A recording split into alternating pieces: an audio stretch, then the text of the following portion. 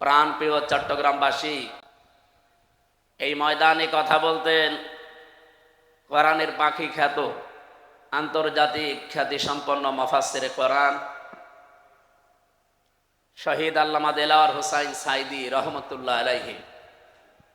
আমার জেলখানার সাথে 3টা বছর আমি আল্লাহরে বান্দার সাথে পাশেই ছিলাম। আমি ছিলাম 4 নম্বরে, উনি ছিলেন 1 নম্বরে। খালি একটা দেওয়াল ছিল মাঝে। আল্লাহ তার গোলামের সারা জীবনের কোরআনের খেদমত যেন কবুল করি, জান্নাতুল ফেরদাউসের সুউচ্চ মাকাম নসিব করেন, বলেন আমিন। রব্বুল আলামিন বলেন, কুল বিফাদলিল্লাহি ওয়া বিরহমাতিহি ফাবিযালিকা ফালইফরাহু হুয়া খায়রুম মিম্মা ইয়াজমাউন। বলেন আল্লাহু আকবার। সূরা ইউনূসের 58 নম্বর আয়াতে আছে, নবী আপনি বলুন, তামাম পৃথিবী যা পেয়ে আনন্দে আছে, যা গেইন করে, যা অ্যাচিভ করে, যা অর্জন করে, যা কিছু নিয়ে রাজি হয়ে গেছে, খুশি হয়ে গেছে, আনন্দ পেয়েছে, আপনি বলেন তামাম পৃথিবীর মানুষের জন্য সব চাইতে খুশির বিষয়। এখানে 2টা তাফসীর হয়, 1 নম্বরে কোরআন, 2 নম্বরে মুহাম্মাদুর রাসূলুল্লাহ। ফাবিযালিকা ফালইফরাহু, সুতরাং কোরআনে কারীম এবং নবীজিকে যারা পেয়েছে তারা যেন আনন্দ করে। চট্টগ্রামের এই ময়দানে 1 দিন 2 দিন 3 দিন না, এই বাংলাদেশের ইতিহাস 55 বছর 19 দিন একাধারে চলছে। নবীজিকে জানা, বোঝা এবং তার জীবনী মানার জন্যই এরকম আয়োজন। এই জনতি সিরাত কমিটি আয়োজন করে থাকে আজ 55 বছর, নাকি অন্য কোনো উদ্দেশ্য আছে? সুতরাং এমন একজন মহান ব্যক্তিত্বকে আমরা জানার জন্যে, বোঝার জন্যে আলোচনা করছি। আল্লাহ যার চরিত্রের গ্যারান্টি দিতে গিয়ে আযীম দিয়েছেন, ওয়া ইন্নাকা লাআলা খুলুকিন আযীম। আমি কোরআনে কারিমে যত আয়াত পড়ি, ব্যাখ্যা পড়ি, তাফসীর পড়ি, সবচাইতে বেশি আশ্চর্য হয়েছি এই শব্দটা। আল্লাহ শুধু 2 জায়গায় এই আযীমটা লাগিয়েছেন। 1 নম্বরে কোরআনের ক্ষেত্রে, ওয়ালাকাদ আতাইনাকা সাবআম মিনাল মাসানি ওয়াল কুরআনাল আযীম। সূরা হিজরের ভেতরে আছে, কোরআনের ক্ষেত্রে আল্লাহ আযীম লাগিয়েছেন। আর রাসূলের চরিত্র বর্ণনা করতে গিয়ে আল্লাহ দিয়েছেন আযীম। এটা যেহেতু রেকর্ড হচ্ছে, তামাম দুনিয়া চলছে এখন লাইভে, তামাম পৃথিবীর মানুষকে আমি সামনে নিয়ে বলছি, আমরা যাকে আদর্শ মেনে চলি তার সবচাইতে বড় গুণ 63 বছরে একটা মিথ্যা কথা নেই। সুবহানাল্লাহ, বাড়ি যেয়ে বলবে। আপনি কি টের পাচ্ছেন আমি কি বললাম? আমরা যাদেরকে আদর্শ মেনে চলি, এ 63 বছর না, 63 ঘন্টায় 63 মিথ্যা কথা বলে। অথচ এমন একজনকে আমরা আজ মেনে চলতে পারছি, আমরা গর্বিত, আমরা আনন্দিত যে 63 বছরের জীবনে তিনি কোনোদিন একটা মিথ্যা কথা বলেননি। জোরে বলেন আল্লাহু আকবার। হ্যাঁ, আল্লাহ তার নিজের নাম ব্যবহার করেছেন কোরআনে। হযরতে ইসমাঈল নবীর ক্ষেত্রে আল্লাহ দিয়েছেন ফাবাশশারনাহু বিগুলামিন হালিম। আপনাকে আমি একটা ধৈর্যশীল, সহনশীল সন্তানের সুসংবাদ দিচ্ছি। এই যে হালিম, আমার আল্লাহর নাম। আজকের সভাপতি উনি হালিম না, উনি আব্দুল হালিম।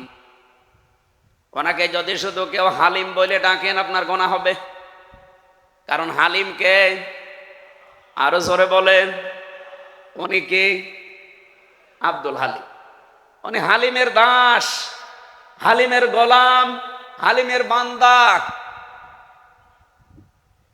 হালিম শুধু একজন, অথচ ওই নামটা আল্লাহ ইসমাঈল নবীর চরিত্রের ক্ষেত্রে দিয়েছেন যে এমন ধৈর্যশীল, সহনশীল একটা সন্তান আপনাকে আমি উপহার দিলাম, হে ইব্রাহিম। ওনাকে আর একটা সন্তানের সুসংবাদ দিয়েছিলেন, তার নামও আল্লাহ তার নিজের নাম। লাগিয়ে দিয়েছেন। রব্বুল আলামিন বলেন ফাবাশশারনাহু বিগুলামিন আলীম, আপনাকে আমি সুসংবাদ দিচ্ছি একজন জ্ঞানী বান্দার।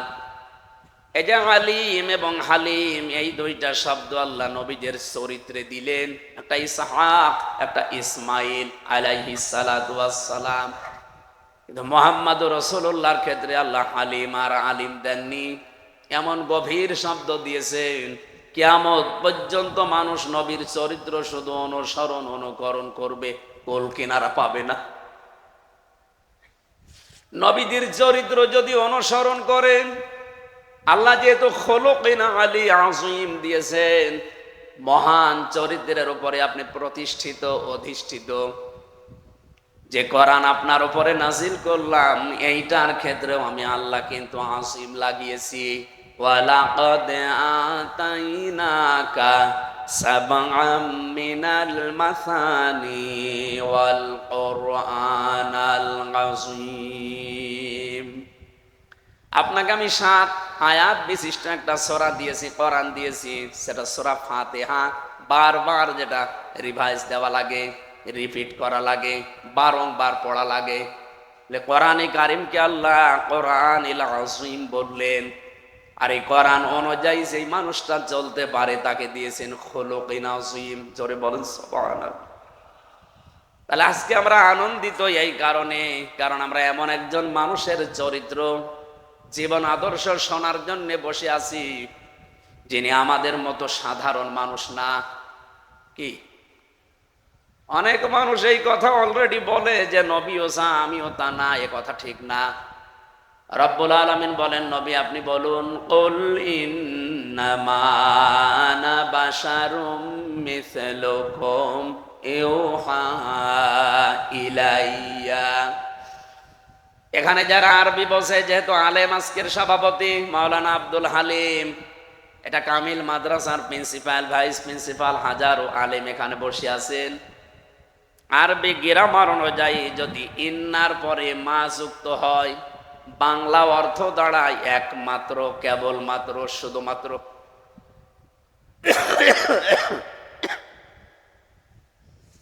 রব্বুল আলামিন এখানে জানাতে চেয়েছেন, নবী আপনি বলুন আমি তোমাদের মতো মানুষ, কিন্তু আমার উপরে ওহী আসে, তোমাদের উপরে আসে না, এটা একটা পার্থক্য। তাহলে আমাদের মতো নবী হয় কি করে? আমরা তো ওহী পেলাম না, পেয়েছি আমরা ওহী? বলেন বলেন। সুতরাং তিনি ওহী পেয়েছেন, এই ওহী অনুযায়ী তার জীবনটা তিনি সাজিয়েছেন। এই জন্য পৃথিবীতে যত মানুষ আসবে আর যত মানুষ যাবে, শ্রেষ্ঠ মানুষের তালিকায় 1 নম্বরে ধরা লাগবে মুহাম্মদুর রাসূলুল্লাহকে। বঙ্গবন্ধু শেখ মুজিবুর রহমানকে অনেকেই বলে যে উনি 1000 বছরের শ্রেষ্ঠ বাঙালি, কিন্তু তামাম পৃথিবীতে কিয়ামত পর্যন্ত যারা আসবে, দুনিয়া তৈরি হওয়ার পর থেকে আজকে পর্যন্ত যারা এসেছে, সবার ভেতরে বঙ্গবন্ধু শ্রেষ্ঠ বাঙালি এ কথা কেউ বলে? 1000 বছরের এই শব্দটা আমরা লাগিয়েছি, কিন্তু আল্লাহ পাক যার নামের আগে খুলুকিন আযীম লাগিয়েছেন, আপনি যদি গভীরতায় যেতে চান, এ মাপজব করে কোল কিনারা কোনো দিন পাবেন না। এই জন্য আমরা যারা আনন্দ করতে চাই, আজকে এই 19 দিনের 17 দিন একাধারে এখানে আনন্দ চলছে, নবীর সিরাত শুনে। নাকি অন্য কিছু আলোচনা হয়েছে? কিন্তু দুঃখজনক একটা বিষয় আছে, এই চট্টগ্রাম বিভাগ এবং সিলেট বিভাগ, বাংলাদেশে এই 2টা বিভাগে যেই কয়টা জেলা আছে, তার অধিকাংশ জেলাতে মানুষ এই রবিউল আউয়াল মাস আসলে, এই মাসটা আসলে আমাদের এই 2 বিভাগে আমরা দেখি মানুষ পাগল হয় মিলাদুন নবী নিয়ে।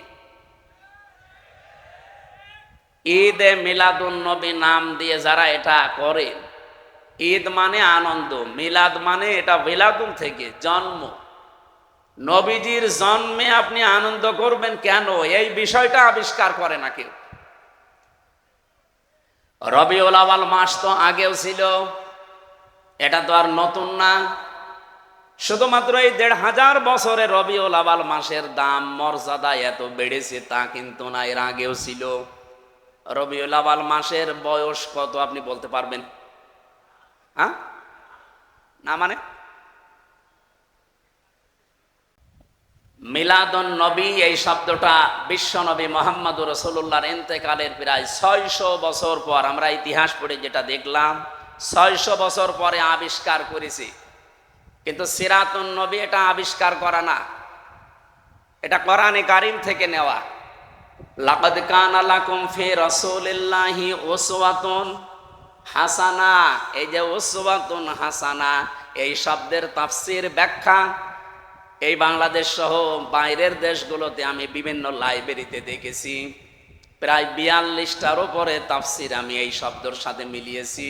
সব মুফাসসির এই উসওয়াতুন হাসানা থেকেই সিরাত নবীর জীবন চরিত এ বিষয়ের উপর আলোচনা করেছেন। সবচাইতে অথেন্টিক আমার কাছে প্রায় ১৩টা কিতাব আমি এই ছোট বয়সে দেখেছি নবীর জীবনের উপরে।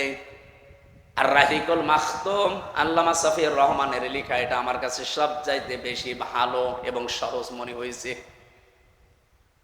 কোরআনে কারীম থেকে এই নামটা নেওয়া, খিতামুহু মিস্ক ওয়াফি যালিকা ফালিয়াতানাফাসিল মুতানাফিসুন। জান্নাতের এই যে কস্তুরী, যেটা এখান থেকে মানুষকে আল্লাহ খাবার খাওয়াবেন পানি জাতীয়, এটা পাওয়ার জন্য আল্লাহ প্রতিযোগিতা আরম্ভ করতে বলেছেন প্রতিযোগীদের। এর আগে যে রাহিক মাখতুম এই শব্দ থেকে আল্লামা সফিউর রহমান রহমতুল্লাহ আলাইহি উনি নবীজির চরিত্রকে এমন ভাবে ফুটিয়েছেন। এখানে 4টা বিষয় আমার কাছে সবচাইতে বেশি আকর্ষণীয় মনে হয়। যারা শুধু নবীর মিলাদ নিয়ে জন্ম নিয়ে আনন্দ করতে চান, আমিও মিলাদ পড়ি এবং পড়াই, কিন্তু মিলাদ থেকে 27টা শিক্ষা আমি এই বই থেকে পেয়েছি, যেটা বাংলাদেশ, ভারত আর পাকিস্তানে নেওয়া হয় না। আমি একটা শুধু আপনাদের শিক্ষার জন্য বলছি। বলেন তো মিলাদ মানে কি? বললাম জন্ম। বলেন বলেন, নবীজি জন্ম নিয়েছিলেন এই যে মাসে, এ রবিউল আউয়াল মাস কি এই ১৫০০ বছরের আগে ছিল না? বলেন বলেন, কতদিন আগ থেকে আসতেছে?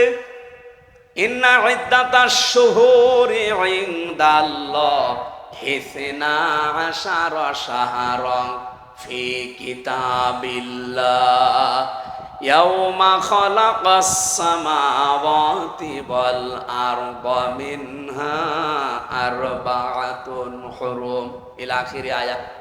সূরা তাওবার ৩৬ নম্বর আয়াতে এসেছে, আল্লাহ পাক যেদিন আসমান জমিন তৈরি করেন ওই দিন তার কিতাবের ভেতরে 12টা মাসের নাম তিনি লিপিবদ্ধ করেছিলেন, তার ভেতরে এই রবিউল আউয়াল ছিল।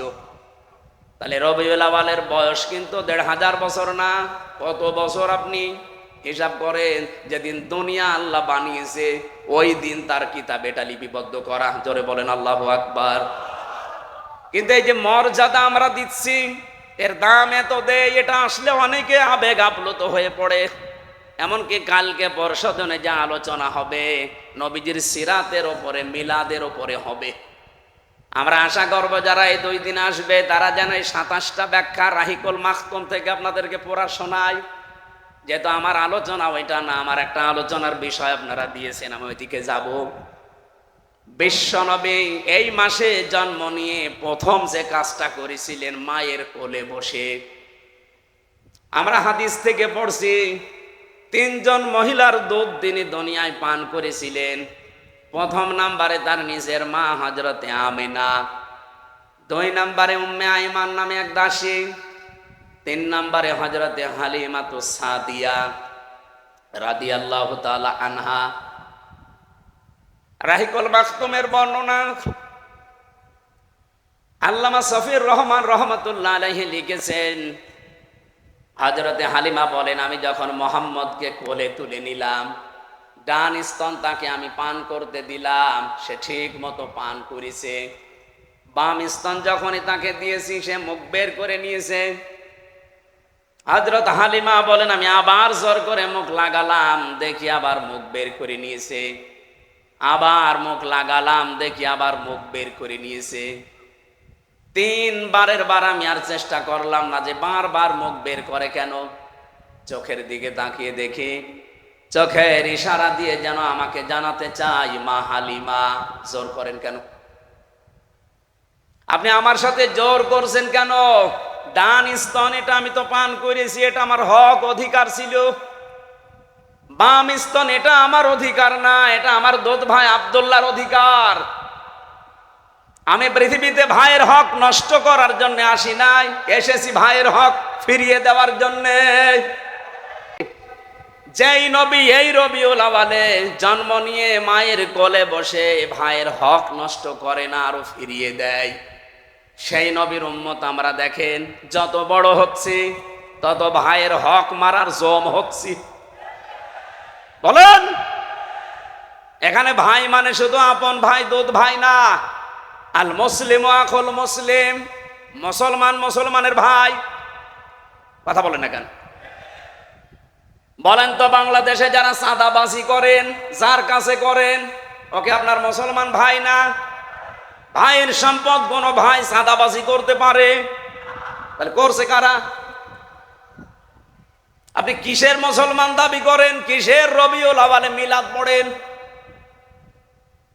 আমার কুষ্টিয়াতে এই রবিউল আওয়ালের 12 তারিখে আমাকে ডাক দিয়ে বলছে, হুজুর মিলাদ পড়ে দিন, নবীজির জন্মের মাস। আমি গোপন সূত্রে কথাটা বলছি, ওনারে জিজ্ঞাসা করেছে একজন যে আপনি এত টাকা পেলেন কোথায়? এতগুলো গরু জবাই করেছেন, এত খেচড়ি জিলাপি বিরানি কোথায় পেয়েছেন? মিলাদ দেখছেন নবীজির জন্মের, এত আবেগ আপনার। ওনাকে বলেছে যে এটা সাদার টাকা। সাদার টাকা দিয়ে রবিউল আওয়ালে মিলাদ দিচ্ছে। চট্টগ্রামে তো এসব নেই। এই কথা বলছেন, শুধু চট্টগ্রাম না, শুধু কুষ্টিয়া না, সারা দেশে এভাবে চলছে। এমনকি রবিউল আওয়াল এসেও এটা থেমে নেই, এ মাসে আরো বেশি চলছে। আবার মিলাদ পড়াবে রবিউল আওয়াল আসলে না। মিলাদ পড়লে আপনি এই শিক্ষাটা প্রথমে নেওয়া লাগবে। এরকম 27টা পেয়েছি একটা একটা করে। আমার যেহেতু মিলাদ নিয়ে আলোচনা না, আমার সিরাত নিয়ে আলোচনা। এই পৃথিবীতে যদি কেউ শুধুমাত্র মিলাদ মানে কিন্তু নবীজির সিরাতকে না মানে, ওই লোকটা জাহান্নামে যাবে, তার বাস্তব প্রমাণ আবু লাহাব, আবু তালেব। নবীজির এই 2 জন চাচা নবীর জন্মে খুশি ছিল। আপনি আবু তালেবের জীবনী পড়েন, আবু লাহাবের জীবনী পড়েন, তাফসিরে পেয়েছি এই 2 জনের জীবনী। তারা এত বেশি খুশি হয়েছিল নবীর জন্মে, আল্লাহর নবীর যেদিন জন্ম হয় এই 2 আঙ্গুল দিয়ে দাসী পর্যন্ত আজাদ করে দিয়েছে। কিন্তু যখন এই নবীজির জীবনী তাদেরকে মানতে বলা হয়, আল্লাহর নবীর আদর্শের ওপরে আসতে বলা হয়, তখন তারা বিভিন্ন কথাবার্তা তুলে মানতে চায়নি। আবু তালেবের কথা জানেনও, কিন্তু বলেছিল যে ভাতিজা তোমাকে ভালোবাসি, কিন্তু মানতে পারলাম না। বুখারী শরীফে এসেছে, ইয়া আম্মি আবি তালিব কুল লা ইলাহা ইল্লাল্লাহ হাজ্জুল লাকা ইনদাল্লাহি ইয়াউমাল কিয়ামাহ। চাচা জোরে বলা লাগবে না, আমার কানের কাছে মুখ নিয়ে শুধু আস্তে করে বলেন লা ইলাহা ইল্লাল্লাহ।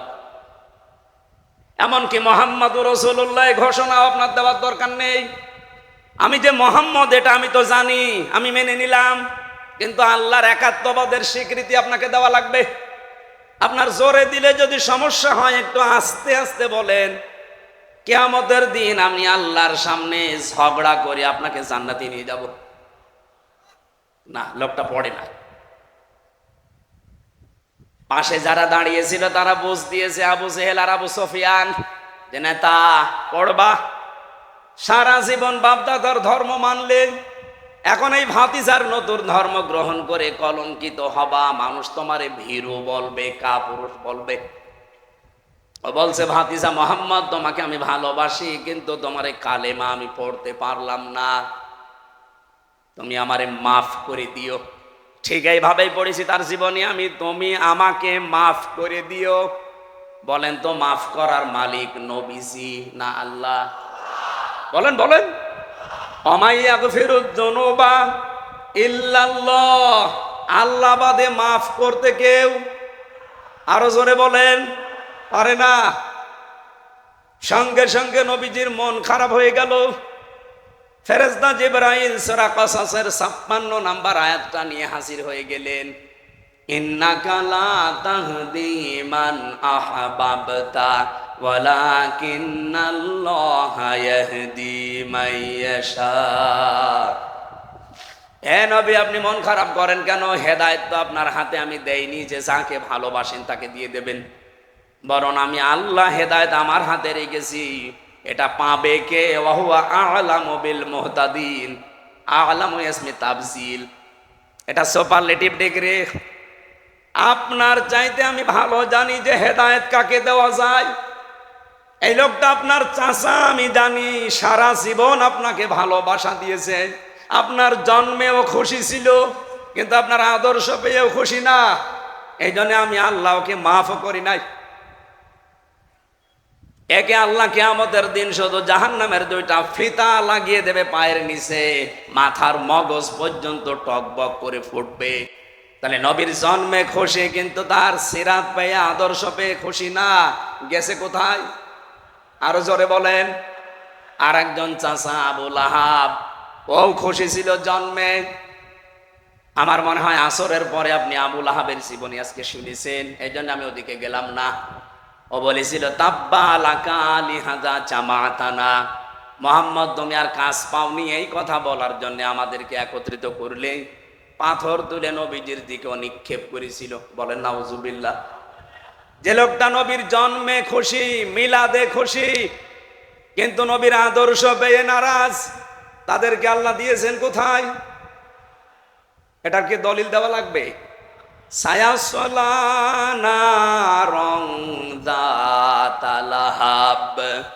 শুধু আবু লাহাবকে আল্লাহ অতি শীঘ্র জাহান্নামের অগ্নিকুণ্ডে দেয়নি, অমরাতুহু তার স্ত্রীকেও তার সাথে দিয়েছে। সুতরাং আজ বিশ্বে যারা বিভিন্ন জায়গায় আবু লাহাবের মতো মানুষ নবীর জন্মে খুশি, কিন্তু তার আদর্শের কথা বলতে গেলে যারা নারাজ, যারা আমাদের পেছনে উল্টাপাল্টা ট্যাগ লাগিয়ে দেন, এমনকি তাদের পেছনে দেখি অনেক মহিলা পর্যন্ত নাড়াচাড়া দেয়। আমি নাম নিলাম না। টেলিভিশনে টক শোতে বসে বসে নবীর আদর্শের বিপক্ষে যারা কথা বলছেন, আজ এই কয়েকদিন দেখছি এক মহিলা মানে পাগলা কুত্তায় কামড় দিয়েছে। আবরার ফাহাদ আমার কুষ্টিয়ার সন্তান, তারে হত্যা করেছে কে? এটা প্রমাণিত সত্য। সত্য না? আমার সাথে জেলে ছিল 20 জন আবরার ফাহাদের হত্যাকারী। তারা ওরা নিজেরা বলেছে যে এভাবে পিটিয়েছে। অথচ টক শোতে বসে বসে একজন মহিলা দেখলাম বলছে যে আবরার ফাহাদকে হত্যা করেছে ছাত্র শিবির। এত বড় ডাহা মিথ্যা কথা আপনি বলতে পারলেন?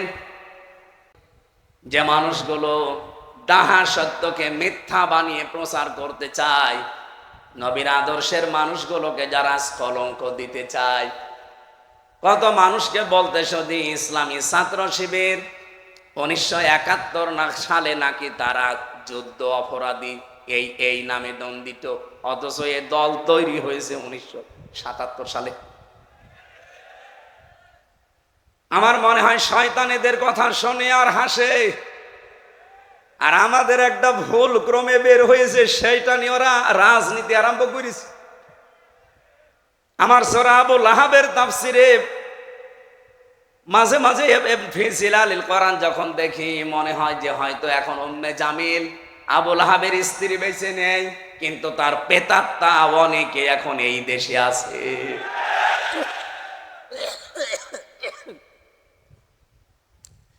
আবু লাহাব নবীর জন্মে খুশি ছিল, আদর্শ খুশি না, এই জন্য শুধু একা জাহান্নামে গিয়েছে। অমরাতুহু তার স্ত্রীও তার সাথে গেছে। সুতরাং আজ যারা নবীর আদর্শ মানে না, এর সাথে যে সমস্ত মেয়েরা যুক্ত হয়ে, তার স্ত্রী হোক, মেয়ে হোক, দলের লোক হোক, নেত্রী হোক, যারা নবীর বিরুদ্ধে অবস্থান নিয়েছেন, তার মানে আল্লাহর নবীর আদর্শ যারা মানে, তাদের বিরুদ্ধে অবস্থান নেওয়া আর নবীর বিরুদ্ধে অবস্থান নেওয়া একই কথা। চট্টগ্রামবাসী, আমি মেন কথাটা বলতে চাই এইভাবে, শুধুমাত্র নবীর জন্ম নিয়ে আনন্দে থাকলে আপনাকে হবে না, তাহলে আবু লাহাব এবং আবু তালেবের মতো আপনি জাহান্নামে যাবেন। আপনাকে নবীর জন্ম নিয়ে, মিলাদ নিয়ে যেমন খুশি থাকার কথা, তার চাইতে বেশি খুশি হওয়ার কথা নবীর জীবন এবং আদর্শ পেয়ে। ওনার 40 থেকে 63 এই 23 বছরের জীবন আপনাকে মাস্ট বি মানাই লাগবে। এই কথা বলেন না কেন? কোরআনের আইন মানা যেমন ফরজ, বিশ্ব নবীর আদর্শ মানা ওই রকম ফরজ। বিশেষ করে 40 থেকে 63 এই 23 বছর একদিনও আপনি বাদ দিতে পারবেন না। সিস্টেম অপর পৃষ্ঠায় দেখুন, যেহেতু বললাম সিস্টেম অপর পৃষ্ঠায় দেখুন, আরো দুইজন চাচার নাম আমরা জানি, যিনি আমার নামে নাম হযরতে আবু আমির হামজা, আর একজন হযরতে আব্বাস রাদিয়াল্লাহু তাআলা আনহুমা। এই দুইজন চাচা, তাদের পুরা জীবনী আমি পড়েছি। ওনারা শুধু নবীর মিলাদে খুশি না, নবীর জন্মে খুশি না, ওরা নবীর আদর্শ পেয়েও খুশি ছিল। তাহলে আমার মনে হয় ক্লিয়ার হয়ে গেছে যে শুধু মিলাদুন নবী পালন করলে আপনি জান্নাত যেতে পারবেন না, সিরাতুন নবী আপনাকে মানা লাগবে। এই জন্যই সুন্নতির সিরাত কমিটি আজ 55 বছর একাধারে এই পৃথিবীর মানুষকে এইটাই জানান দিচ্ছে যে মিলাদ আমরা মানি, কিন্তু সিরাত জরুরি। কথা বলেন। আর সিরাত আমাদের ভেতরে নেই। সিরাতের বহু পাঠ আমি পেয়েছি। আমার এই ছোট্ট জীবনে সিরাতের প্রায় 71টা পাঠ পেয়েছি আমি নবীজির জীবনে। তার ভেতরে একটা আপনারা দিয়েছেন আজকে, শান্তির সমাজ প্রতিষ্ঠায় নবীজি সাল্লাল্লাহু আলাইহি ওয়াসাল্লাম। আসেন, দুনিয়ায় শান্তি এই শব্দটার ব্যাখ্যা নিয়ে আমরা এবার মূল আলোচনায় প্রবেশ করতে চাচ্ছি। আল্লাহ আমাদেরকে যে ধৈর্য এবং সহ্য, সেই জোহরের পর থেকে আপনারা বসে আছেন, এই জন্য এই ধৈর্য এবং সহ্যের কারণে বলেন আলহামদুলিল্লাহ। আমার তেলাওয়াতকৃত আয়াত আপনারা শুনেছেন, একটা পরিচিত আয়াত, সূরা কুরাইশ। কোন সূরা? আমরা আয়াত পড়েছি মাত্র 2টা, 3 এবং 4। আমার এই মাথার ভেতরে আয়াত নিয়ে এবং শান্তির সমাজ প্রতিষ্ঠা করার জন্য নবীজির যে ভূমিকা, এটা নিয়ে আমার যা পড়াশোনা করা আছে, 1 ঘন্টা না কিয়ামত পর্যন্ত আলোচনা হবে শুধু এই 2টা আয়াত নিয়ে। আমরা চেষ্টা চালাচ্ছি সামারাইজ করে ফেলার। জবান খুলে আগে কোরআনের সোনালী আয়াতটা একটু পড়েন। আউযু বিল্লাহি মিনাশ শাইতানির রাজিম। বিসমিল্লাহির রহমানির রহিম। ফালিয়াবুদু রাব্ব হাযাল বাইত। আল্লাহ পাক বলেন, এই ঘরের মালিকের ইবাদত করো। তাহলে 2টা জিনিস আমি তোমাদেরকে দেব। আল্লাযী আত'আমাহুম মিন জু' ওয়া আমানাহুম মিন খাউফ। ক্ষুধা লাগলে এই খাবারের ব্যবস্থা আমি আল্লাহ করব, আর যখনই ভয় আসবে তখন আমি আল্লাহর নিরাপত্তা দিয়ে দেব। আমাদের প্রথম বিষয় হচ্ছে শান্তির সমাজ প্রতিষ্ঠা। শান্তি কি? এটা দুঃখের বিপরীত, কষ্টের বিপরীত। আমরা অনেকেই বলি যে সুখ শান্তি, না, জিনিস 2টা এক না, এমনকি 2টা শব্দ আলাদা। আপনি পুরা কোরআন শরীফের ভেতরে যদি সুখ এই শব্দ অনুসন্ধান করতে চান, তাহলে আপনি শান্তির শব্দ পাবেন না। সুখ শব্দের আরবি অর্থ হচ্ছে রাহাতুন। রাহাতুন মানে সুখ। তাফসিরে পড়েছি 3টা জিনিসকে সুখ বলা হয়। আর সেলমন বা সালমন, এখানে আমি সেলমন শব্দের অর্থ পেয়েছি ইসলাম, আর সালমন যদি জবর দিয়ে পড়া হয় তাহলে বাংলা অর্থ দাঁড়ায় শান্তি, নিরাপত্তা, স্বস্তি। কোরআনে কারিমে এই দলিলটা পাবেন সূরা বাকারার 208 নম্বর আয়াতের প্রথম অংশে। ইয়া আইয়ুহাল্লাযীনা আমানু দুখুলু ফিস-সিলমি কাফা।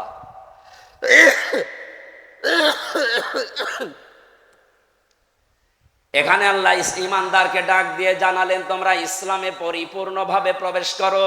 যেহেতু সিনের নিচে জের আছে, এই জন্য সিলমনের অর্থ ইসলাম। যদি আপনি এর উপরে জবর দিয়ে পড়েন তাহলে বাংলা অর্থ দাঁড়াবে শান্তি। কোরআন শরীফ থেকে আমি 4টা বিষয় পেয়েছি শান্তির। তাহলে 3টা বিষয়কে বলা হয় রাহাতুন বা সুখ, আর 4টা বিষয়কে বলা হয় সিলমন বা শান্তি। শান্তির সমাজ প্রতিষ্ঠার জন্য বিশ্বনবী কি করেছিলেন? যেহেতু এ বিষয়ে কথা বলা দরকার, আল্লাহর নবী জন্মের পর থেকে 17 বছর পর্যন্ত তিনি তেমন কোনো কাজে যোগ দেননি। শান্তি প্রতিষ্ঠা করার জন্য তিনি 17 বছর থেকে আরম্ভ করেছিলেন হেলফুল ফজল সংগঠনের নামে। আমি আমার দেশের যুবকদেরকে আহ্বান জানাবো, যদি নবীজির আদর্শে অনুপ্রাণিত হয়ে এই দেশে যদি শান্তি আপনি স্থাপন করতে চান, প্রতিষ্ঠা করতে চান, মাস্ট বি এই 16-17 বছর বয়স থেকে আপনাকেও সংগঠনভুক্ত হওয়া লাগবে। আর কথা বলেন না কেন? আর আমি নিজে কোরআন হাদিস পড়ে যেহেতু একেবারে খাস বাংলায় বলছি, বাংলাদেশে যত সংগঠন এখন কাজ করছে সবার উদ্দেশ্য এক না। বামপন্থী রাজনীতি যারা করে, এদের ছাত্র সংগঠনের উদ্দেশ্য আপনি দেখেন, এরা বলে আমরা 10 তলার গাছতলা সব সমান করে দেব। কেউ 10 তলায় থাকবে, কেউ গাছতলায় থাকবে, এটা হবে না, সব সমান হয়ে যাবে। আমরা ওটা চাই, কিন্তু আপনি চান লেনিন কার্ল মার্কসের পথে, আর আমরা চাই মুহাম্মদুর রাসূলুল্লাহর পথে। পার্থক্য এইটা। যেহেতু আমার নিজের লেখা, নিজের দেখা, বাংলাদেশে এখন যত ছাত্র সংগঠন আছে, এই 16-17 বছর বয়স থেকে যারা সংগঠন করে, নিজের চরিত্রকে ঠিক রেখে, নিজেদের লেখাপড়াকে ঠিক রেখে সমাজে শান্তি, স্বস্তি, নিরাপত্তা দেওয়ার জন্য সর্বাত্মক চেষ্টা যারা করে যাচ্ছে, তারা ইসলামী ছাত্র শিবির। আপনার রাগ হলে এটাই সত্য, তার বাস্তব প্রমাণ আপনাদের এই এলাকায় বাড়ি এসএম ফরহাদ, এই পাশের জেলা খাগড়াছড়ি বাড়ি সাদিক কাইম, আমার জয়পুর হাটে বাড়ি মহিউদ্দিন। সারা বাংলাদেশের দিকে তাকান, অন্য কোন দোষ হয়তো আপনি তাদের দিতে পারেন বানিয়ে তহমত হিসাবে, দামি গ্যারান্টি দিতে পারি এই যে ছাত্র শিবির, এদের ভেতরে কোনো বিড়িখোর, গাঁজাখোর, মদখোর, নারীখোর পাবেন না। যদি একটা ধরতে পারেন আপনি আমারে বলেন, আমি এখনই তাদের নামে বরদোয়া করব। তো বাকি যেগুলো আছে শুধু বলা না, আমি নিজের চরিত্র তাদের দেখেছি। তারা সত্যকে মিথ্যা, মিথ্যাকে সত্য বানিয়ে উলট পালট করে একজনের নামে খালি দায় চাপিয়ে দাও, দায় চাপিয়ে দাও, এই রাজনীতি করে। এটাকে আমি বানালাম।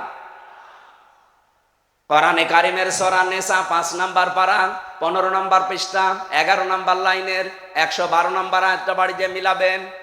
অমাইয়াকসিব খতিয়াতান আও ইসমান সুম্মা ইয়ারমি বিহি বারিআন ফাকাদ ইহতামালা বুহতানা ওয়া ইসমান মুবিনা।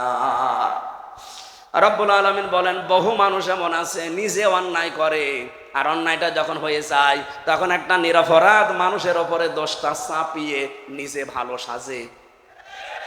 এরকম ছাত্র সংগঠন বাংলাদেশে নেই, এরকম দল বাংলাদেশে নেই। নিজেরা অন্যায় করে, নিজেরা দোষ করে, আর যে লোকটা কিচ্ছু জানে না তার উপরে দোষটা চাপিয়ে তাকে জাতির সামনে কালার করে দেয়, আবার কানে কানে বলে দেয় যে দোষ অমুকের উপরে চাপিয়ে দে। কি বেশি বলে ফেললাম?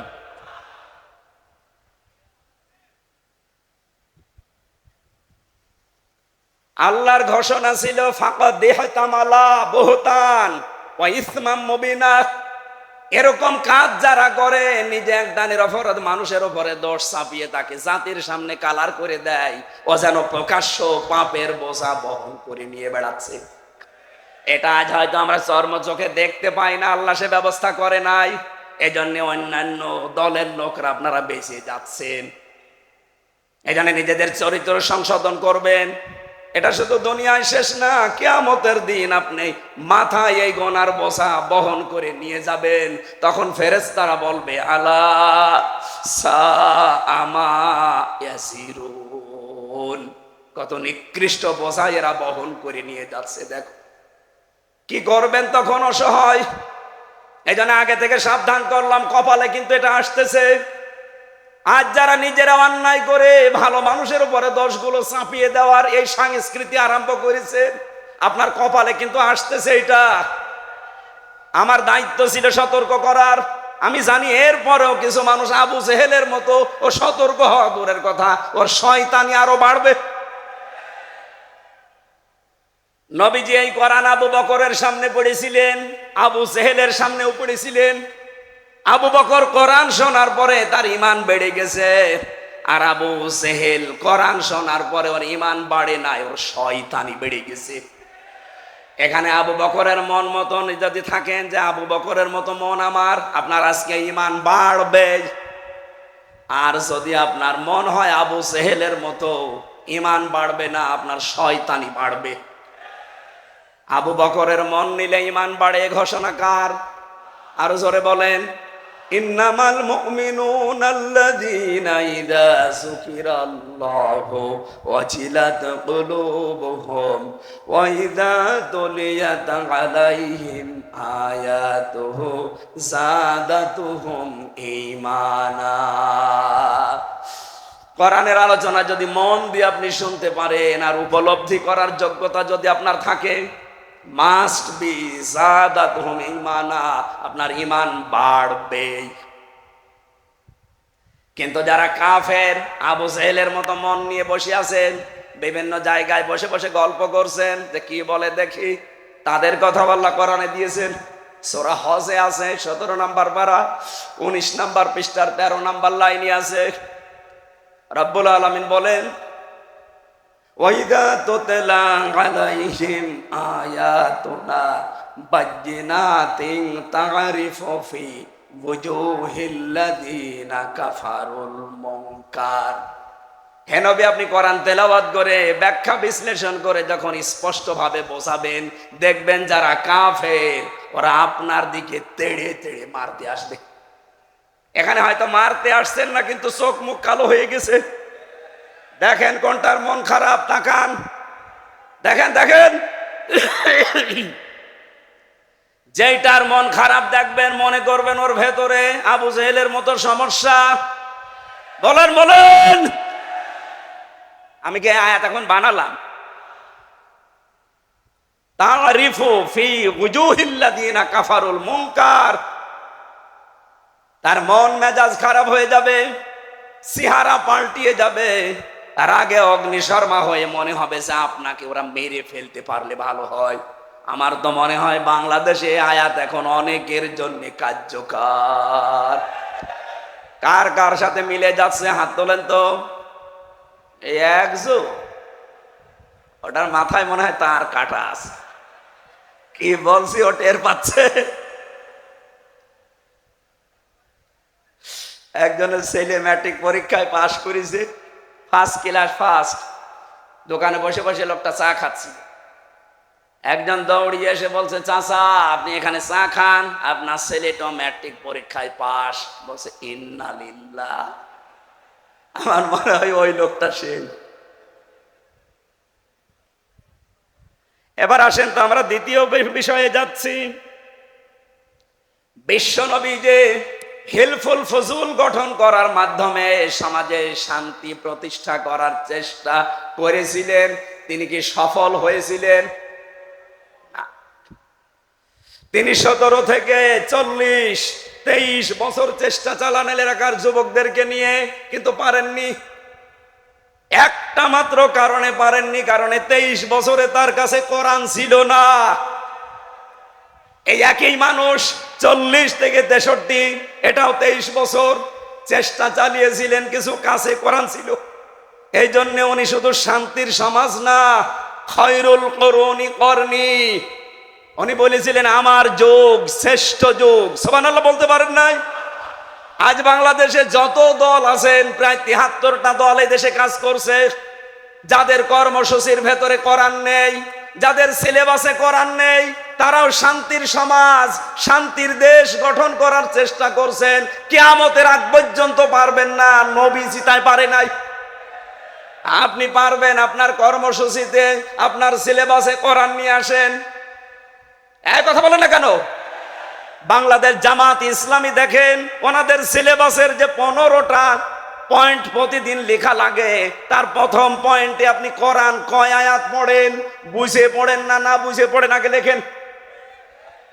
আমার মনে হয় এই সিলেবাস যদি বাংলার এই 73টা দল মেনে নিতে পারে, শুধু 6 মাসে এই দেশের 18 কোটি মানুষ সবগুলো সাদাবাস মুক্ত হয়ে যাবে।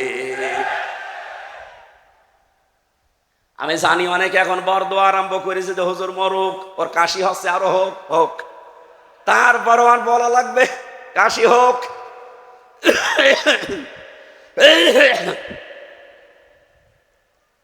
বলেন নবীজি নিজের 17 থেকে 40, 63, 23 বছর চেষ্টা চালিয়েছিলেন ভালো করার জন্য, শান্তির সমাজ প্রতিষ্ঠার জন্য। পেরেছেন? পারেন নাই, কারণ কোরআন ছিল না। অথচ একই নবী শুধু কোরআন হাতে পেয়েছেন 40 বছরে, বাকি 23 বছর চেষ্টা চালিয়ে যেখানে যেখানে গিয়েছেন পুরা এলাকাটা তিনি জান্নাতের পরিবেশ বানিয়েছিলেন। এবার আসেন, আমি ইতিহাস থেকে একটা কোড করেছি। কষ্ট হচ্ছে? একটু সময় বেশি লেগে যাবে আমার মনে হয়, 15-20 মিনিট বেশি লাগবে। থাকবেন না ইনশাল্লাহ? কারণ যত তথ্য আমি লিখেছি, বললাম না এই আমার জীবন শেষ হয়ে যাবে।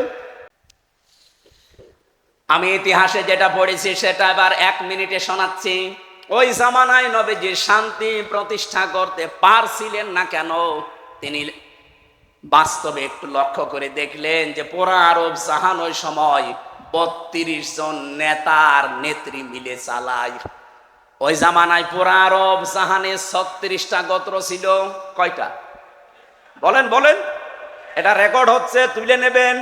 36টা গোত্রের 36টা গোত্র প্রধান ছিল।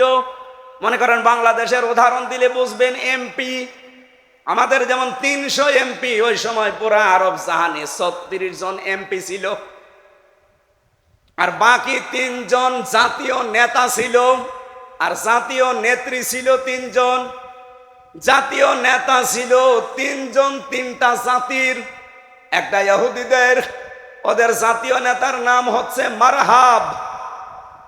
খ্রিস্টানদের জাতীয় নেতা ছিল মুখাইরে, আর মুশরিকদের জাতীয় নেতা ছিল আবু জাহাল।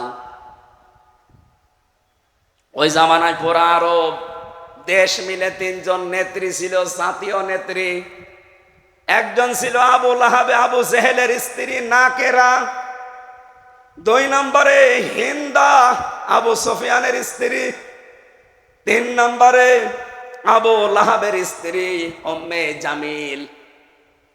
আপনি বলেন, আমার যতটুকু লেখাপড়ায় বাংলাদেশ নিয়ে, আমাদের এই দেশটাও এই 630টা থানা আছে, এই দেশে 64টা জেলা আছে। জাতীয় নেতার ক্ষেত্রে আপনি দেখবেন এখনো প্রায় 3 জনের নাম শোনা যায়। বঙ্গবন্ধু, জিয়াউর রহমান, চাচা এরশাদ। জাতীয় নেত্রীও 3 জন, শেখ হাসিনা, খালেদা জিয়া, রওশন এরশাদ।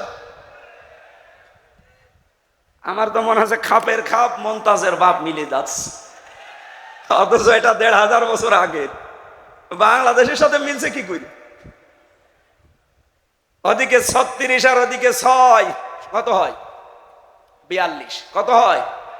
এই টোটাল আরবে 42 জন নেতৃত্ব দিত। আমি একটু হিসাব করে মিলিয়েছি, বাংলাদেশেও ঠিক এই 42 জন এই দেশটা এই 54 বছর নাড়াচাড়া করছে। তার ভেতরে চট্টগ্রাম একটু বেশি।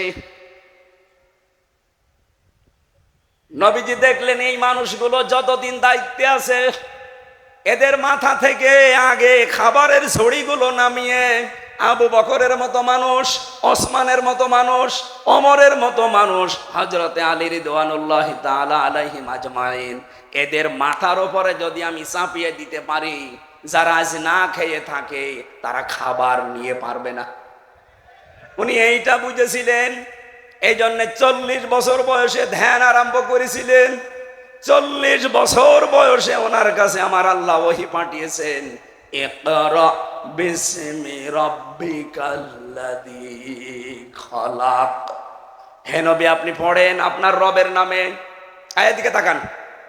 এবার একটা গুরুত্বপূর্ণ শিক্ষা আসছে। বিশ্ব নবীকে তিনবার জিবরাইল বলেছেন, হে নবী আপনি পড়েন।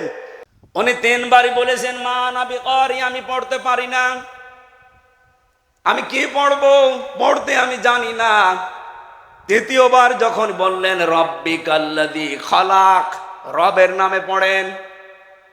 আমি আয়াতের তাফসীর পড়তে গিয়ে ফিসিল আলিল কোরআনে দেখেছি, সাইয়েদ কুতুব লিখেছেন, নবীজি আর 1 সেকেন্ডও দেরি করে নাই, এবার পড়তে পড়তে তিনি জিবরাইলের সাথে 5 আয়াত পড়েছিলেন। ফেরেশতা জিবরাইল জিজ্ঞাসা করছে, আপনাকে এতবার পড়তে বললাম পড়লেন না, হঠাৎ এবার 5 আয়াত আমার সাথে পড়ে ফেললেন কেন? নবীজি বলেন, ইয়া আখি জিবরাইল, হে জিবরাইল, বারবার আমাকে পড়তে বলেন, আমি কার নামে পড়ব? আপনি যখনই বললেন বিসমি রব্বিকা, যে রবের নামে পড়েন, যিনি আমাকে বানিয়েছে, আমি কিন্তু আর দেরি করি নাই।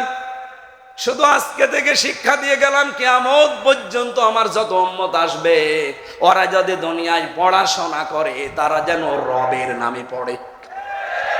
আমাদের দেশে রবের নামে পড়া ছিল, কিন্তু আস্তে আস্তে তুলে দিয়েছে।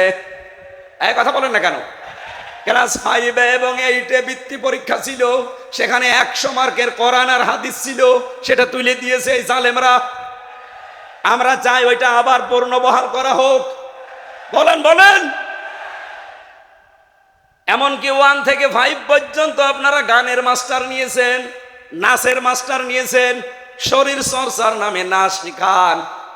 আমরা চাই, আমরা পড়তে চাই ছোটবেলায় ছেলে মেয়েদেরকে, কিন্তু আমরা রবের নামে পড়াতে চাই। এই জন্য প্রাইমারিতে 1 থেকে 5 পর্যন্ত প্রত্যেক জায়গায় একটা ধর্মীয় শিক্ষক নেওয়া লাগবে, এটা আমাদের দাবি। এই দাবি করেন কারা কারা দেখি? লিল্লাহে তাকবীর।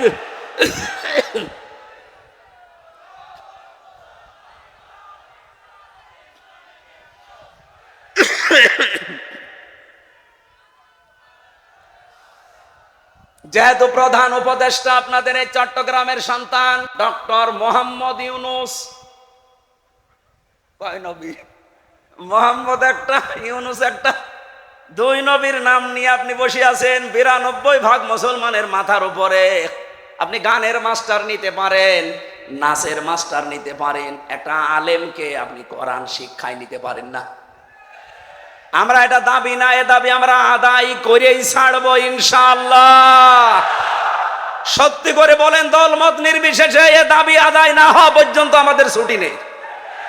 কারা চান? লিল্লাহে তাকবীর।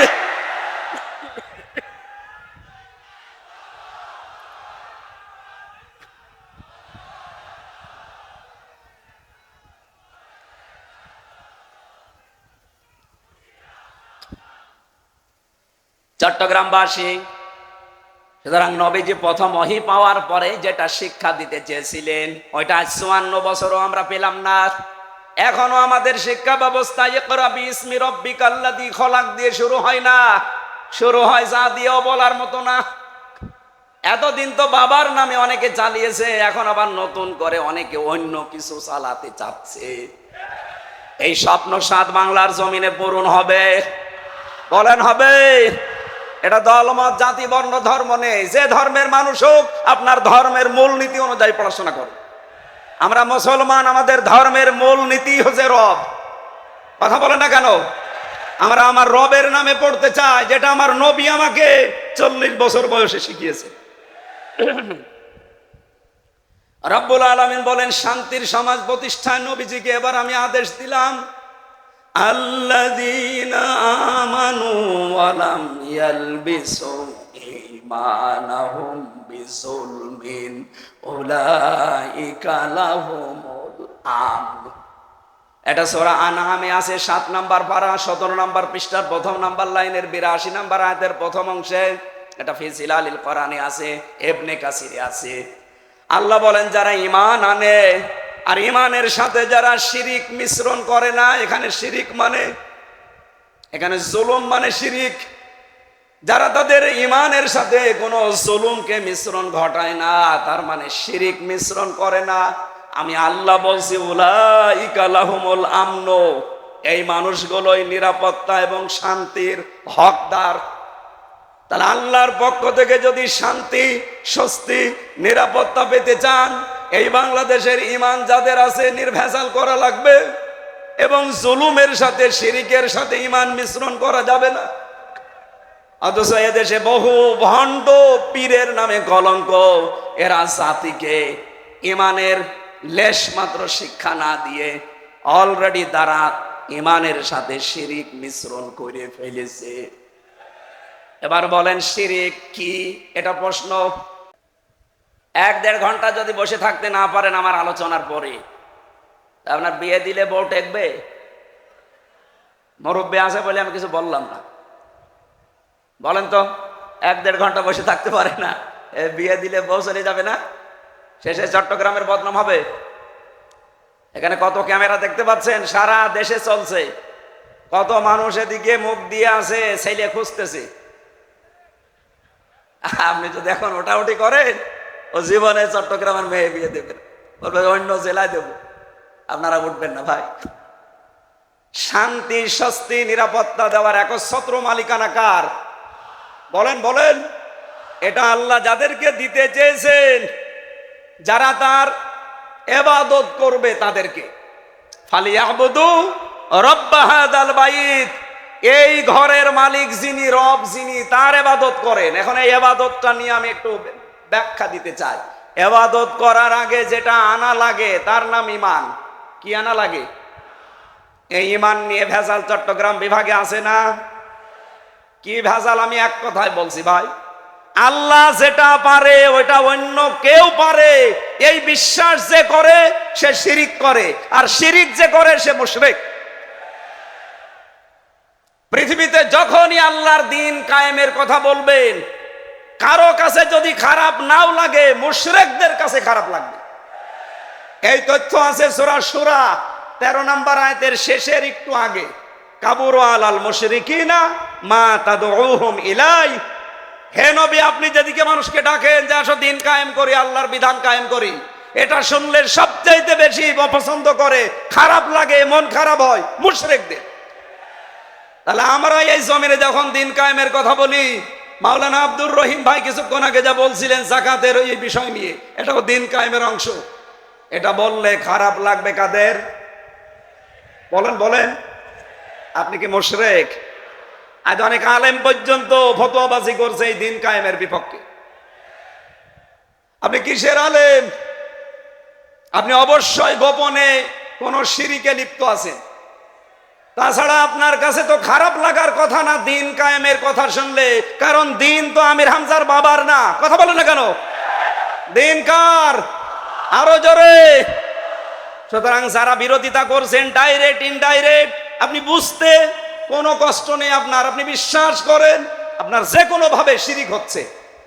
আমি নাম ধরে বলা পছন্দ করি না, তারপরও বলছি। এই যে মাওলানা জাহাঙ্গীর আলম বলে যে পীর আছে এলাকায়, উনি কলম পড়তে চায় কবরে, যে বাবা কলম পড়ি দেন। এটা যে প্রকাশ্য শিরিক পাগলেও বোঝে, আরে দরবারে জাহাঙ্গীরিয়া হয়ে বোঝে না। এরপরে নোরে আলম নাকি নোরে বাংলা আছে একজন, এ কোথায় পায় চট্টগ্রামের মানুষ এদেরকে? বলেন, এই যে প্রকাশ্য শিরিক গুলো যারা জারি করে, শিরিক করলে মানুষ কি হয় বলেন না কেন? আরো জোরে বলেন। মুশরিকদের কাছে দ্বীন কায়েমের কথা শুনলে খারাপ লাগবে, এ কথা কার? সুতরাং এই চট্টগ্রাম বিভাগে আল্লাহর বিধান কায়েম হোক, এটা শুনলে যাদের কাছে রাজনীতি মনে হয়, যাদের কাছে ধর্ম ব্যবসা মনে হয়, যাদের কাছে ধান্দাবাজি মনে হয়, নিশ্চয় তারা মুশরিক, অবশ্যই কোনো না কোনো ভাবে শিরিক করছে। শিরিক করলে আল্লাহর শান্তি থেকে আপনি দূরে চলে যাবেন। উলাইকা ইসমে ইশারা, আল্লাহ মনে হচ্ছে এভাবে আঙ্গুল দিয়ে দেখাচ্ছে, উলাইকা এই চট্টগ্রাম চুনতির এই মানুষগুলো লাহুমুল আমনু, এরাই নিরাপত্তার শান্তির হকদার, কারণ এরা ঈমান এনেছে, ঈমানের সাথে কোনো জুলুম কোনো শিরিক মিশ্রণ করেনি। এবার এখন বাস্তব উদাহরণ দিচ্ছি, মক্কা দিকে তাকান, অমান দাখলাহু কানা আমিনা, এটা 97 নাম্বার আয়াতের মাঝের অংশে আছে, 4 নাম্বার পারা 1ম নাম্বার পৃষ্ঠা 6 নাম্বার লাইনে, এটা সূরা আলে ইমরান। আল্লাহ বলেন আমার এই এরিয়ার ভেতরে যারা প্রবেশ করে আমি আল্লাহ তাদেরকে নিরাপত্তা দিয়ে দেই। আমার প্রশ্ন হচ্ছে, কাবা শরীফের যে এরিয়া, এটা তো আর আমাদের এই যে এখানে যে মসজিদগুলো আছে এতটুকু না, কাবার এরিয়া কয়েক কিলোমিটার, এর ভেতরে যারাই প্রবেশ করে তাদের শান্তি নিরাপত্তা স্বস্তি দেয় কে? আওয়ালাম ইয়ারাউ আন্না জাআলনা হারামান আমিনা ইলা আখির আয়া। আল্লাহ পাক বলেন তারা কি দেখে না আমার হারামের ভেতরে কি শান্তি নিরাপত্তার বেষ্টন দিয়ে ঘেরা। আয়ুখাত্তাফুন নাসু মিন হাওলিহিম, অথচ এর আশপাশে কিন্তু নিরাপত্তা নেই। এবার তাকান, আমাদের এই বাংলাদেশের 56,000 বর্গ মাইল, এটা কি কাবা শরীফ? না, জোরে বলেন। তাহলে এই 56,000 বর্গ মাইলকে কাবা শরীফের এরিয়ার মতো যদি শান্তি নিরাপত্তার শহর বানাতে হয়, কাবা শরীফের এরিয়ার ভেতরে যা চলে এখানেও সেটা করা লাগবে। কাবার পুরা এরিয়ার ভেতরে একটা জিনিস নেই, সেটা হচ্ছে শিরিক। এক কথা বলেন না কেন? কাবার এরিয়ার ভেতরে কোনো শিরিক পাবেন না। মাওলানা আব্দুল হালিম যদি চেয়ে থাকে জিজ্ঞাসা করেন, মাওলানা আব্দুর রহিম বসরি যদি চেয়ে থাকে জিজ্ঞাসা করেন, কাবার এরিয়ার ভেতরে আপনি কোনো শিরিক পাবেন না। এই জন্য সেখানে শান্তি আর নিরাপত্তা দিয়েছে কে? আমাদের এই বাংলাদেশ। শুধু আমাদের এই দেশটা না, পাশে দেখেন যারা আছে মায়ানমার, ইন্ডিয়া, এগুলো সব আমাদের দুশ্মন। আসতে বলো, পৃথিবীর যত দেশ আমি ঘুরলাম, এত নিকৃষ্ট প্রতিবেশী পৃথিবীতে কোনো দেশে নেই। এরা এত নিকৃষ্ট প্রতিবেশী, কত হাজার লক্ষ লক্ষ মানুষকে নিজের দেশে জায়গা থাকার পরও আমাদের দেশে পাঠিয়ে দিয়েছে। এই মায়ানমারে আমাদের চাইতে 3-4 ডবল বড় এই দেশটা। এতটুকু দেশ, মাত্র 56,000 বর্গ মাইল, এখানে 20 কোটির উপরে আমরা মানুষ, অথচ আমাদের চাইতে 3-4 ডবল বড় দেশটা, মানুষ আমাদের চাইতে কম। এরপরেও শয়তানরা ওখান থেকে জোর করে পিটিয়ে বিভিন্ন কায়দায় আমাদের এই দেশে ওদেরকে পাঠিয়েছে। আর এর পাশে যারা আছে আল্লাহর ওলিরা, এরা তো সেই শুরু করেছে 47 থেকে আমাদের বিরুদ্ধে, এখনো পর্যন্ত আমাদের বিরুদ্ধে লেগে আছে। এত বছর দোষ দেওয়া হয় বাংলাদেশ জামাত ইসলামীকে, এরা নাকি স্বাধীনতা বিরোধী। না, কখনো না। আজকে আপনি মাহমুদুর রহমান মান্না, সাবেক ভিপি ঢাকা বিশ্ববিদ্যালয়ের, উনি ঘোষণা দিয়েছে, দেখেন আজকে যে জামাত ইসলাম যেটা 54 বছর আগে বুঝেছে, এই দেশের মানুষ এখন সেটা কেবল বুঝতে আরম্ভ করছে। কারণ জামাত ইসলামীতে যারা রাজনীতি করে সবগুলো বিচক্ষণ, এটা মেধা না, এটা কম্পিউটার। ওই সময় বাংলাদেশ জামাত ইসলামীতে যারা ছিল তারা স্বাধীনতার বিরুদ্ধে অবস্থান নেয়নি, তারা ভারতের আগ্রাসনের বিরুদ্ধে অবস্থান, যেটা জাতি হাড়ে হাড়ে টের পাচ্ছে। যুদ্ধ শেষ হতে না হতেই তারা ট্রাক ট্রাক সম্পদ দেশ থেকে নিজেদের দেশে, এগুলো চুরি বলে না ডাকাতি বলে না কি বলে বলেন, আর তারা বলে আমাদের বিশাল হিতাকাঙ্ক্ষী। এমনকি স্বামী স্ত্রীর সম্পর্ক লাগিয়ে দিয়েছে অনেক। স্বামী স্ত্রীর সম্পর্ক হয়, এখনো তো হয়নি, আর হবেও না। কারণ মেয়ে আমাদের যাই হোক অন্তত মুসলমান, আর যার কাছে গেছে ও যাই হোক একটা মুশরিক। আর ও দাদার যে বয়স, এখন যদি কেউ মুসলমানি দিতে চান, বুড়ো হাজাম লাগবে, সে হাজাম পাবেন কোথায়? কোন যুবক মানুষকে দিয়ে দাদার এখন মুসলমানি দিতে গেলে ও ছাতা দেখা যাচ্ছে গোড়া কেটে বাদ দিয়ে দিবে। এই জন্য হবে না ও দাদার মুসলমানি, বুড়ো হাজাম দিয়ে মুসলমানি দেওয়া লাগবে। আর ও যা করে ওর জীবনে কোনো হেদায়েত আছে বলে আমার মনে হয় না। গুজরাটে কি করেছে দেখেছেন? ওনাকে গুজরাটের কসাই বলে ডাকা হয়। আল্লাহর একটা দুইটা না, শত শত ঘর মসজিদ ভেঙ্গে গুড়িয়ে দিয়েছে। আমার কাছে সবচাইতে কষ্টের এইটা যে আপনি আল্লাহর ঘর ভাঙেন, আপনি মানুষ। আমি নাম নিতেও ঘৃণা করি এই লোকটার, এটা একটা শয়তানের চাইতেও নিকৃষ্ট মানুষ। পৃথিবীর কোন ধর্মীয় উপাসনার ভাঙার পক্ষে আমরা না, বলেন বলেন। অথচ একটা দুইটা না, কতগুলো ঘর যেখানে আল্লাহকে সেজদা দেওয়া হতো ভেঙ্গে টুকরা টুকরা করে মিশিয়ে দিয়েছে। আমার তো যা মনে হয় আল্লাহর ঘরে যারাই হাত দেওয়ার চেষ্টা চালিয়েছে আল্লাহ তাদেরকে কাশফি মাকুল বানিয়েছে। এ ভারতও থাকবে না।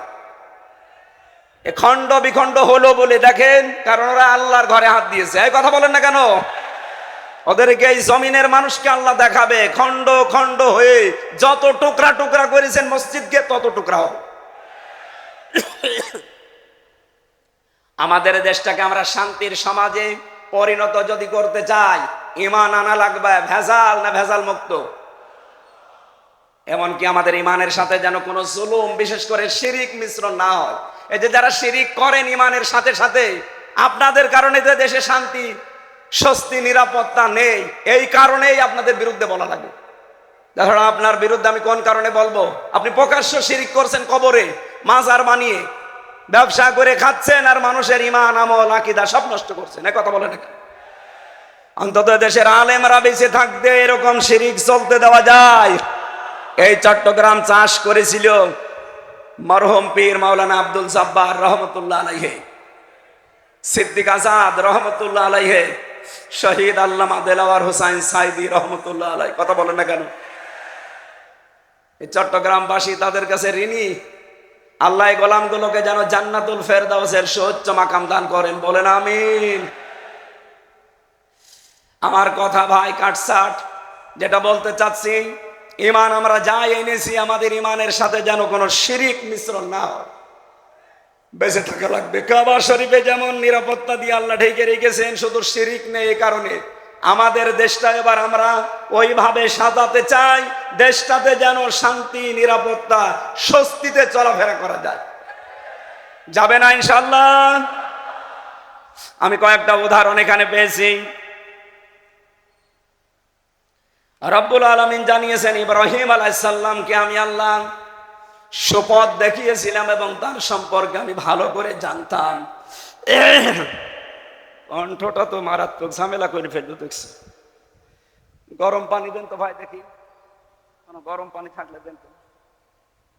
এত ডিস্টার্ব হলে তো কথা বলা ঝামেলা।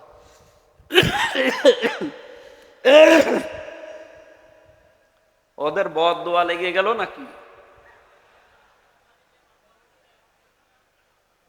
আমি তো মিথ্যা কথা কিছু বলিনি, আমি তো সব সত্যই বলছি। তারপরে গলা এরকম হচ্ছে, আমার মনে হয় ওরা বসে বসে বদদোয়া করছে যে হুজুর মরুক। ভাইরা আর 15 মিনিট পরে বদদোয়া করি, এখনই শুরু করি না, আমার আয়াতটা শেষ হোক। আমি এই দলিলগুলো লম্বা করে আর বলার মনে হয় ক্যাপাসিটি নেই, কারণ গলা যদি একবার বসে যায় আর জোর করেও হবে না। সূরা আম্বিয়ার 51 নম্বর আয়াতটা বাড়ি যেয়ে মিলাবেন। ওয়ালাকাদ আতাইনা ইব্রাহিম রুশদাহু মিন ক্বাবলু ওয়া কুননা বিহি আলিমিন। এতে ব্যাখ্যা দেখবেন। এরপরে দাউদ নমল সূরার 15 নম্বর আয়াতে আছে ওয়ালাকাদ আতাইনা দাউদ ওয়া সুলাইমানা ইলমা। এই আয়াতের পরবর্তীতে 15-16 নম্বর আয়াতের ব্যাখ্যাটা দেখবেন। 3 নম্বরে সূরা ইউসুফ 56 নম্বর আয়াত দেখবেন। 13 নম্বর পারা 1ম নম্বর পৃষ্ঠায় আছে ওয়ালাকাদ মাক্কান্নাহুম ফিল আরদ। এরপরে সূরা সুআদ 26 নম্বর আয়াত ইয়া দাউদ ইন্না জাআলনাকা খলিফাতান ফিল আরদ। জমিনে শান্তির সমাজ যদি কায়েম করতে চান, রাষ্ট্র ক্ষমতা মাস্ট বি লাগবেই। এই জন্য নবীজি হিজরত করার সময় 3টা দোয়া করেছিলেন যে আল্লাহ তুমি আমাকে নিরাপদে বের করে দাও, আর যেখানে পৌঁছাবা নিরাপদে পৌঁছিয়ে দাও, আর এমন একটা রাষ্ট্র ক্ষমতা আমাকে দান করো যার ভেতরে তোমার সাহায্য থাকে।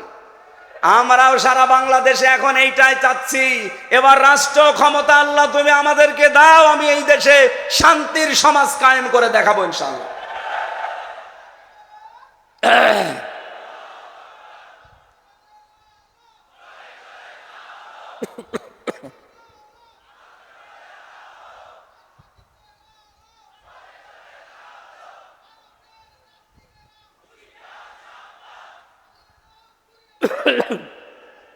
আমার ভাইরা, আরো কিছু দলিল আমার যেটা জানা আছে বিষয়ে, যত নবীর জীবন আমি পড়েছি, প্রত্যেকটা নবীর জীবন পড়তে গিয়ে শুধু আদম নবী আর সুলাইমান নবী বাদ দিয়ে প্রতিটি নবীকে আল্লাহ এই আদেশটা দিয়েছিলেন যে সমাজে শান্তি, স্বস্তি, নিরাপত্তা কায়েম করতে চান, ওয়ালাকাদ বাআসনা ফি কুল্লি উম্মাতির রাসূলান আনি ইবুদুল্লাহা ওয়াজতানিবুত তাগুত।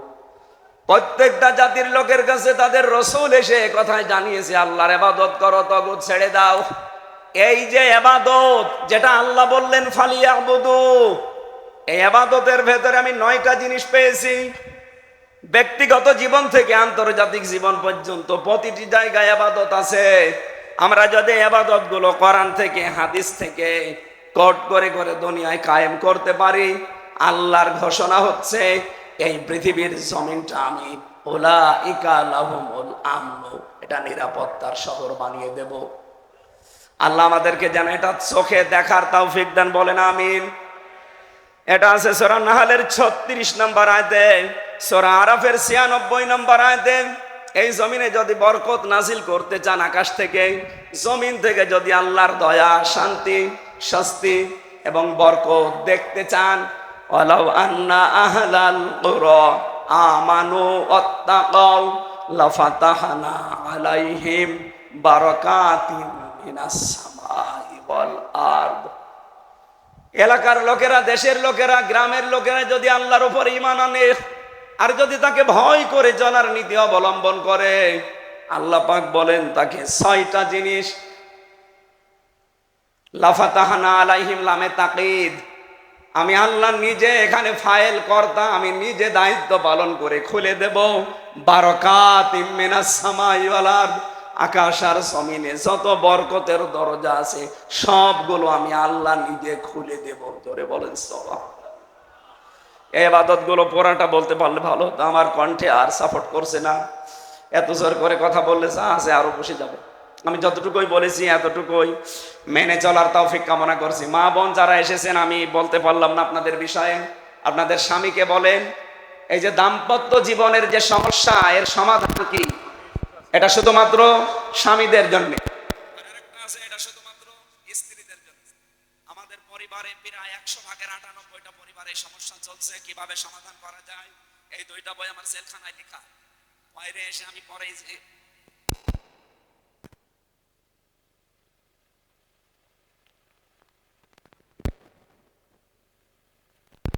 আমার মনে হয় পারিবারিক জীবনে শান্তি আসবে। আর একটা মেয়েদের জীবনের উপরে লেখা আছে, শুধুমাত্র মেয়েরা, এটা আদর্শ নারী।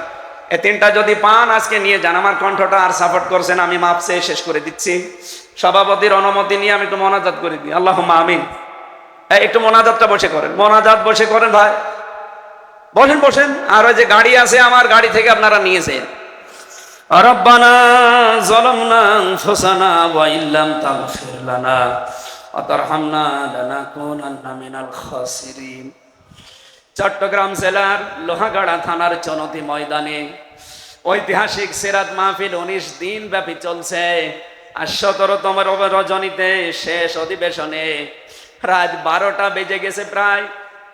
এই গভীর রজনীতে তাহাজ্জুদের সময় আমরা কিছু গুনাহগার বান্দা বান্দিরা হাত তুলেছি। আল্লাহ আমাদের মোনাজাতকে কবুল করে নাও। শান্তির সমাজ প্রতিষ্ঠা করতে হলে তোমার ইবাদতের সমাজ প্রতিষ্ঠা করা লাগবে, যেটা প্রত্যেক নবী করেছিল, প্রত্যেক রাসূল করেছিল। আল্লাহ বিস্তারিত ব্যাখ্যা না হলেও যতটুকু বলেছি এতটুকুই তুমি মেনে চলার তৌফিক দাও।